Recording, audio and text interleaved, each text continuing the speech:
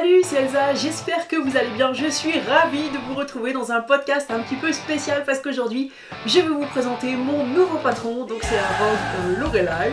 J'ai décidé de l'appeler Lorelai, voilà. Et donc c'est deux versions, donc il y a deux versions, donc voilà, j'en porte une dans les usines là. Je vais tout vous dire là-dessus et je vais vous montrer les modèles et les petits détails et tout, voilà. Alors, en fait, c'est une robe boutonnée devant, donc elle est boutonnée de haut en bas. Elle a un corsage ajusté avec des découpes princesse bretelles. Donc en fait, je sais pas si on les voit bien là, mais c'est des découpes qui partent d'ici. Donc ça fait une découpe princesse comme ça qui part là jusqu'à la taille. Donc là c'est la ligne de taille et une autre découpe princesse qui part de l'autre côté. Et il y a une jupe trapèze avec donc des plis creux, donc deux plis creux là et deux derrière dans le dos. Et des manches papillons, donc voilà des petites manches qui font comme un petit papillon. Donc ça peut être pratique par exemple pour le printemps. Et j'ai fait une autre version.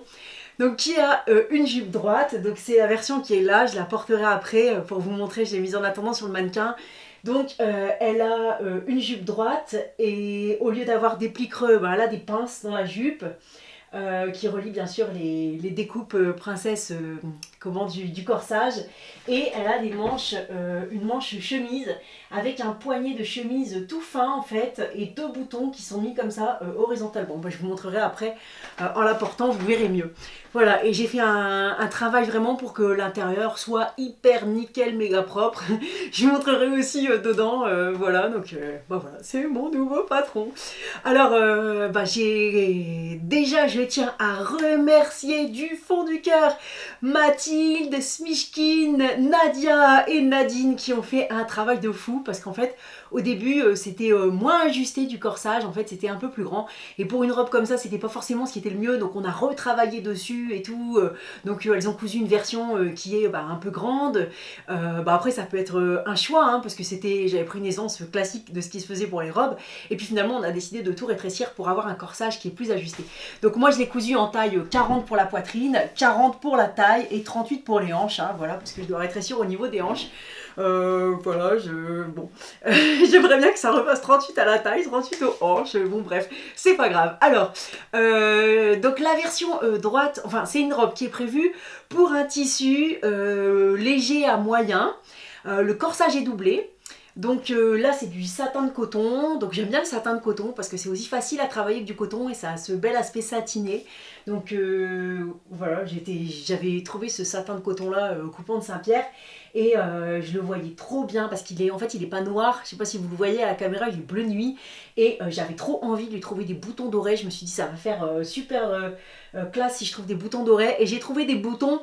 Alors normalement j'avais pensé à mettre des boutons de 1 cm de diamètre et là finalement c'est des boutons de 1,5 cm mais il y a des selles de cheval dessus et je trouve que c'est trop beau. Et du coup il a mis du passepoil dans les poches. Ah oui, parce que la jupe droite elle a des poches donc italiennes, donc on peut souligner si on veut avec un petit passepoil, et la jupe trapèze elle a des poches prises dans la couture parce que après petit sondage autour de moi en demandant par exemple à Mathilde qui m'avait raconté que c'était hyper important que sa robe de Noël ait des poches parce que fallait vite tout pouvoir mettre dans les poches pour manger tout ce qu'il y avait de bon à Noël et que voilà, c'est toujours très important d'avoir des poches.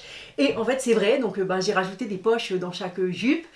C'est des poches assez profondes pour par exemple pouvoir mettre un portable, hein. Je me suis arrangée pour qu'elles soient bien profondes parce que des fois les poches c'est juste en surface puis du coup on a peur que les trucs tombent et c'est quand même le but d'avoir des poches, c'est de libérer les mains pour mettre un peu ce qu'on a besoin de mettre. Voilà, donc les manches papillons, je sais pas, j'en vois pas souvent dans les patrons, donc je me suis dit que ça pouvait être rigolo de mettre des petites manches papillons, donc ça c'est plutôt pour printemps-été, même si on pourrait mettre un gilet pas trop serré dessus. L'ourlet là, il est fait avec le pied ourleur, hein, c'est un petit ourlet fin, un ourlet roulé. Que dire de plus? Je vais vous parler du montage déjà. Ah là là, je suis toute exaltée. Du coup, on a modifié la boutique Urban Ferry. Alors mon amoureux a carrément beaucoup travaillé là-dessus. Et j'aime trop le style un petit peu vintage comme ça. Je trouve que, franchement, c'est à notre image. J'aime beaucoup ce qu'il en a fait, c'est super.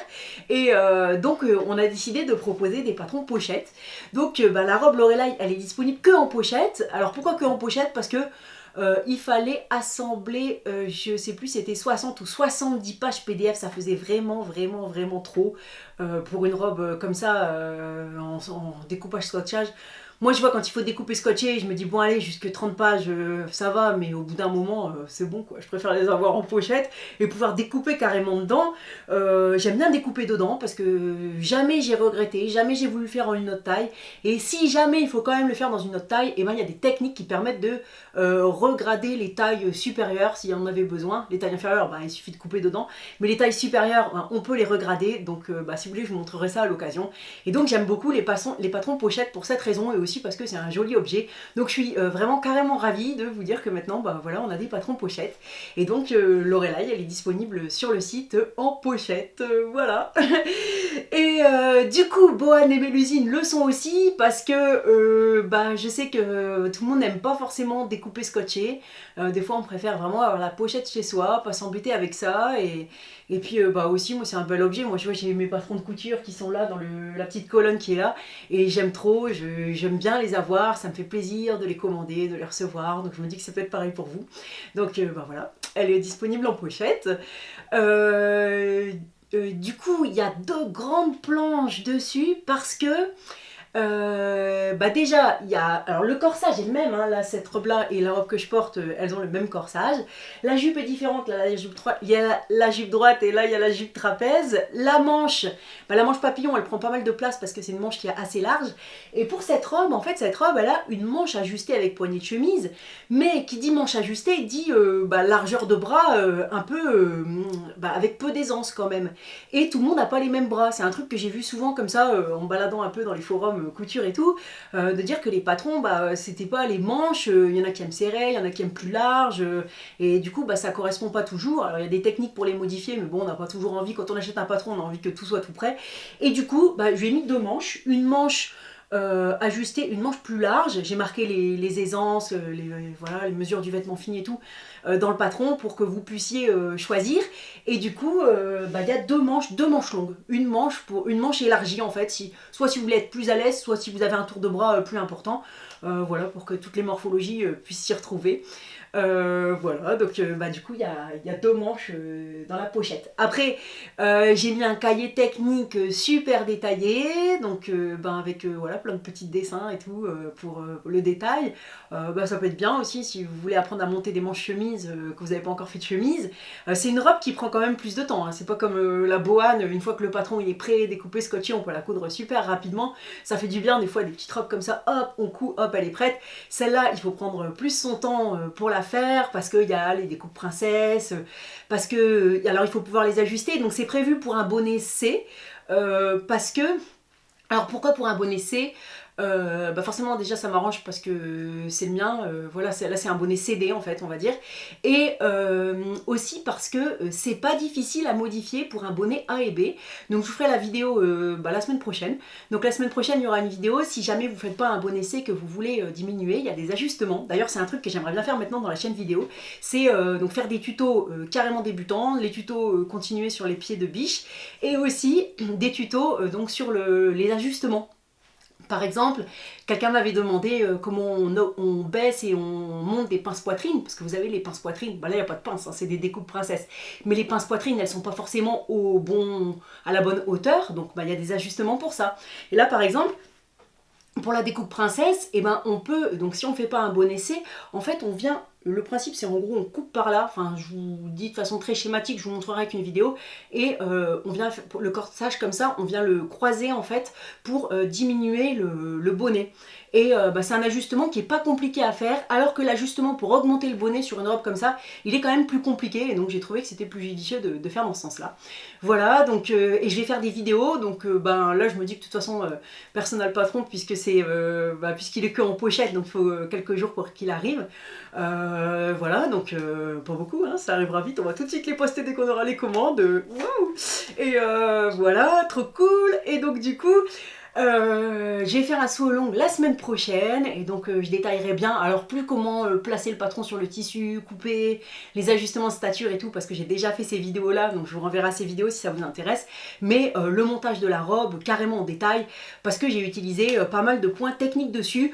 Pour chacune de ces robes j'ai utilisé 5 pieds de biche différents. Alors pas de panique si vous n'en avez qu'un, on peut tout faire avec le même pied, le pied classique pour la machine à coudre, mais si vous avez les pieds, je vous montrerai comment faire parce que dans cette robe par exemple on fait des sous-piqûres, on peut, enfin voilà, il y a des petites choses comme ça qui sont bien plus pratiques avec le pied adapté et donc je vous montrerai avec le pied ou sans le pied si vous ne l'avez pas, voilà pour le saut long en vidéo donc que je ferai super détaillé et pour les deux versions.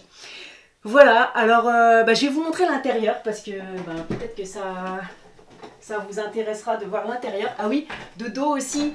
Donc en fait, il y a dans le corsage dos, il y a des pinces et il y a des plis creux pour la jupe dans le dos. Voilà, donc là il y a les plis creux en fait qui viennent en prolongement. Donc les plis creux c'est pas mal pour les morphologies en A par exemple parce que les fronces, moi j'aime bien les trucs morphologiques en ce moment, je suis en train de lire aussi plein de livres là-dessus.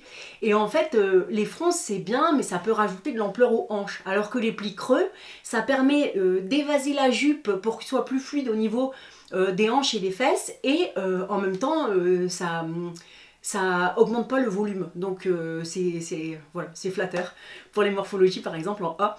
Et d'ailleurs j'ai oublié, je suis carrément ravie parce que j'ai gradé jusqu'au 52 et donc il y a les tableaux sur le site si vous voulez savoir les tailles. Donc cette robe là elle est du 36 au 52 et pour moi c'était vachement important d'avoir des tailles plus grandes parce que j'ai lu des articles là-dessus et en fait quand on fait un 38, il n'y a pas grand monde qui fait un 38 j'ai l'impression, mais quand on fait un 38 il y a des tonnes de vêtements disponibles dans le commerce et il y a des courbes qui montrent que selon les tailles après on a je sais pas 60-70% de moins en choix. Peut-être que je marquerai sur mon blog un coup, je vous montrerai comment le graphique et tout. Et en fait, pour les tailles à partir de 48 inclus, il y a beaucoup moins de choix. Alors que franchement, quand on regarde la partie de la population féminine qui fait ces tailles-là, il y a quand même vraiment du monde.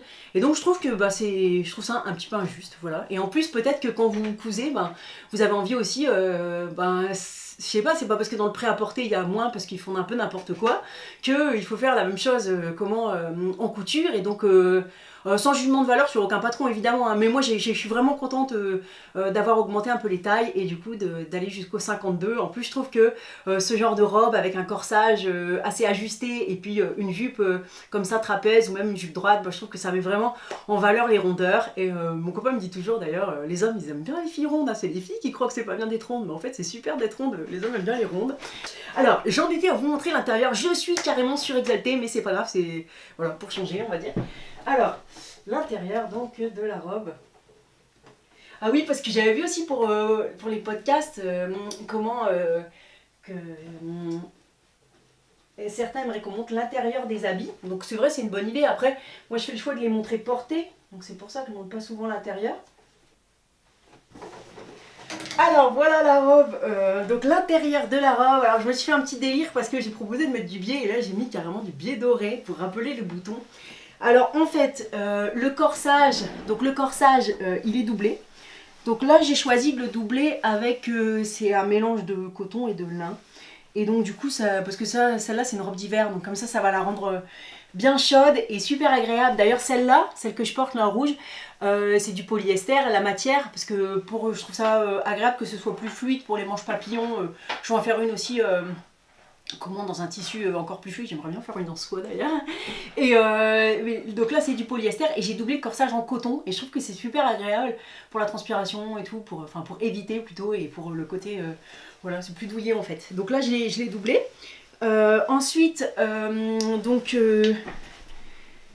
il y a, donc voilà, donc on voit rien du tout, donc on fait, alors pour le montage en fait, donc on coud le buste du tissu et le buste de la doublure, ensuite on les assemble l'un sur l'autre, ensuite on fait une sous-piqûre, donc je sais pas si vous sous-piquez quand vous faites, moi j'aime bien, parce que du coup en fait c'est sous-piquer, c'est coudre les marges de couture à la doublure et ça permet à la doublure de rester bien à l'intérieur du vêtement.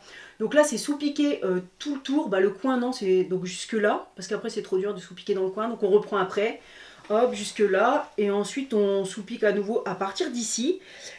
Ensuite, bah là il y a des pinces, donc là il y a des pinces. Voilà, donc dans la jupe, il y a, si vous voyez bien, il y a les pinces. Ensuite, pour les poches, donc le bord de la poche, j'ai mis un biais. Donc là, c'est moi qui ai décidé de mettre un biais doré. Donc j'ai posé avec le pied. Là, je vous ai fait le tuto là, il y a quelques jours. Donc j'ai posé avec ce pied-là, je trouve ça super pratique. Et en plus, après, les bords du biais, ils sont pris dans les coutures. Donc on les voit plus au bout du compte parce que c'est ça qui est un peu pénible. Des fois, c'est les bords. Donc là, c'est le cas. Ensuite, la jonction entre la robe et la jupe. Tiens bien droit. La jonction entre la robe et la jupe, elle est aussi bordée d'un biais à cheval. Donc comme ça, on voit absolument aucun fil en fait dans la robe droite. Et la patte de boutonnage, elle est cousue pour être en sandwich. Donc là, on voit pas les coutures non plus. Donc en fait, comment on fait ça? Quand on coud, qu'on met le corps de la robe contre la jupe, endroit contre endroit, au lieu de replier la patte de boutonnage par là, vers la jupe, ce qui fait que on verrait ces bords là, ce serait un peu moche, et on verrait le bord du biais sur le côté, donc ça ferait pas une belle finition, en fait on le plie de l'autre côté, ça la prend en sandwich, et quand on ouvre, regardez, ça fait un joli, je sais pas si vous voyez, un joli rebord. Voilà, et du coup là, le biais à l'intérieur, il est pris dedans. Ensuite, on coud l'ourlet avant de coudre, il reste quelques petits fils qu'il faudrait que je coupe. On coud l'ourlet ici avant de coudre la patte de boutonnage. Donc la patte de boutonnage après, on l'a déjà marqué au fer avant d'assembler la jupe au corsage, mais on la surpique à la fin, ce qui fait que pareil du côté de l'ourlet en fait on voit aucun bord accru. Donc en fait il n'y a même pas besoin de surjeteuse pour cette version, tout est emprisonné et donc ça fait voilà, ça fait un intérieur méga propre. Voilà. Il y a des coutures, au moment d'assembler le corsage qui est doublé à la manche, c'est des coutures anglaises. À l'intérieur de la manche aussi, il y a des coutures anglaises. Voilà. Et puis, je montrerai en vidéo en détail comment faire des manches de chemise avec les poignets. Donc, il y a une fente. Je vais mettre de côté. Il y a une fente indéchirable ici. Voilà. Donc pareil, comment monter la fente indéchirable. À un moment, moi là, les poignées de manche, il y en a qui partent de l'intérieur, d'autres de l'extérieur. Et moi à la fin, je repique, enfin bref, vous verrez dans le longue. Voilà, mais du coup, j'aime bien. Je trouve ça, c'est tout propre et tout. Voilà.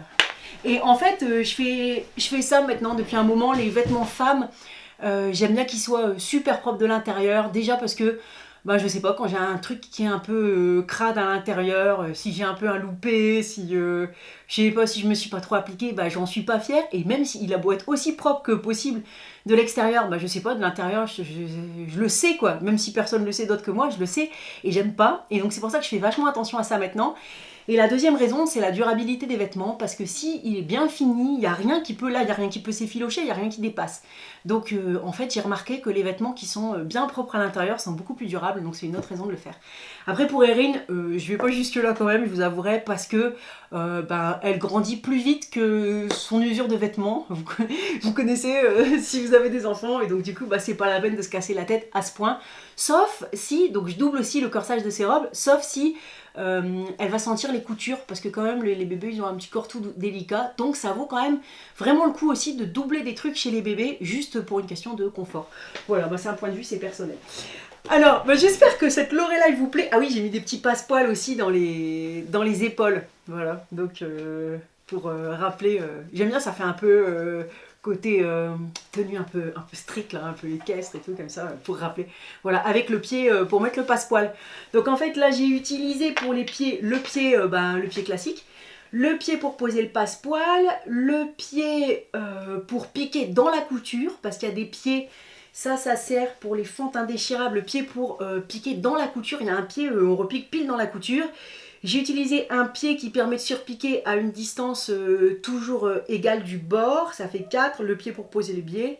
Et voilà, pour l'autre, il y a le pied pour la rouge que je porte, je suis bête, je regarde sur le vêtement, sur le mannequin. Il y a aussi le pied pour faire le mini ourlet. Voilà. Mais je vous rassure, on peut tout faire sans. Voilà, c'est juste, moi, depuis que j'ai découvert ces pieds-là, je trouve que c'est plus propre et plus rapide. Et ouais, j'aime bien quand c'est rapide. La durée d'exécution de cette robe, je dirais que vous ne pouvez pas la faire en moins de de 4 heures, c'est impossible. En ayant fait plusieurs, parce qu'en fait, j'ai pas que ces deux-là, j'en ai plein d'autres versions. Enfin, plein. J'en ai 3 versions terminées, en plus des toiles, quoi. 3 versions terminées, tout, bouton, tout compris. Mais c'est pas exactement l'aisance finale. J'en ai une bleue que j'aime bien là, mais c'est pas... comment elle est là? Ouais, je vous la montre quand même, allez. Je la mettrai bientôt. C'est pas exactement... voilà, c'est une comme ça, trapèze et tout. Elle est en coton. J'aime bien en plus ce tissu aussi. Il est tout bleu, tout beau, mais c'est pas exactement... Là, j'avais modifié les poignets en fait. J'avais fait des poignets plus larges. Donc du coup, je vous montre les versions vraiment... là, c'est la version du patron. Je vous montrerai les autres plus tard. Et de toute façon, je vais en faire encore d'autres. Voilà, donc je vais passer la bleue pour vous montrer ce que donne la version droite aussi. Me revoilà avec la deuxième version, donc la version jupe droite, donc avec des manches, avec des poignées de chemise, avec 2 boutons, mais mis horizontalement, avec une fente indéchirable ici. Voilà, donc pareil pour l'autre, évidemment. On peut mettre des boutons de 1 cm, hein, je vous avais dit, là c'est des boutons d'1,5 cm, ça fait plus gros, mais j'avais envie d'avoir ce style-là pour cette robe-là. Le petit passepoil. Je me penche comme ça, les petits passepoils aux épaules, bien sûr on peut mettre, ne pas mettre, on pourrait même imaginer en mettre là dans les découpes princesses pour souligner la découpe. Voilà, donc ça c'est la robe, des grandes poches, on peut bien mettre plein de trucs, voilà, je vais vous montrer qu'on peut mettre plein de trucs. Alors, on peut mettre son portable, on peut mettre la pince cam peut-être. Ça rentre carrément la pince cam, après on peut mettre des ciseaux. Après, on peut mettre encore des ciseaux. Regardez, il en rentre plein, quoi. On peut mettre des crayons, de la craie.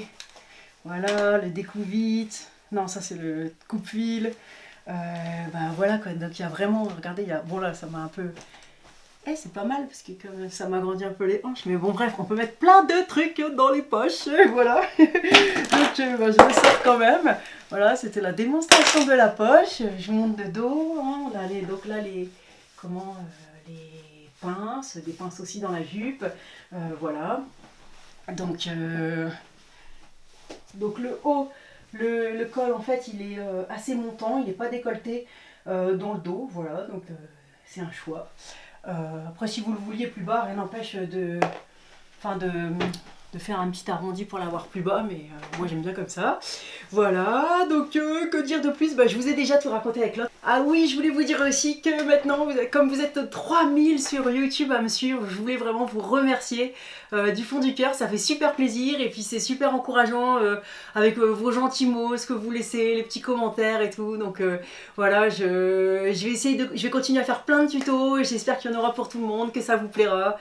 Des podcasts, j'ai plein de projets pour cette année 2017. Voilà, donc ça c'est la robe Lorelai, vous pouvez voir plus en détail sur les photos.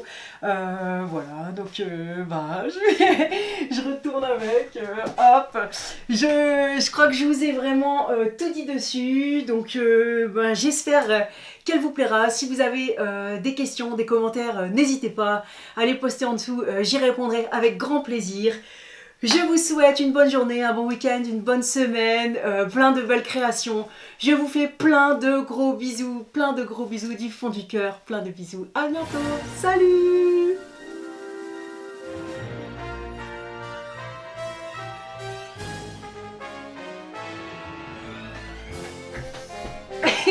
Salut! À bientôt!